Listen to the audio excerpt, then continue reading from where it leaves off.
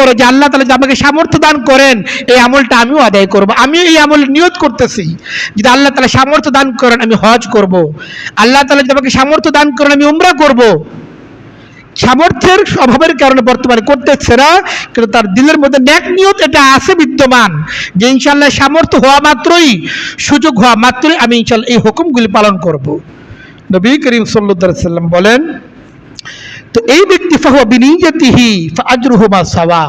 নবী করিম সাল্লাল্লাহু আলাইহি ওয়াসাল্লাম বলেন, এই যে একজন ব্যক্তি নিয়ত করলো, এই নিয়ত সততার সাথে সে নিয়ত করলো, সঠিকভাবে সে নিয়ত করলো, দিল থেকে এই নেক কাজটা করার নিয়ত সে করলো, কিন্তু পরবর্তীতে সামর্থ্য কখনো হয় নাই,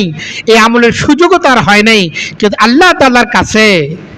সামর্থ্যবান বান্দা আদায় করার মাধ্যমে যে ফজিলত লাভ করেছে, সামর্থ্যহীন বান্দা আদায় করতে পারে নাই কিন্তু নিয়ত সে করেছিল, নিয়ত করার মাধ্যমে আল্লাহ তাআলা তাকে একই পরিমাণ সওয়াব দান করবে।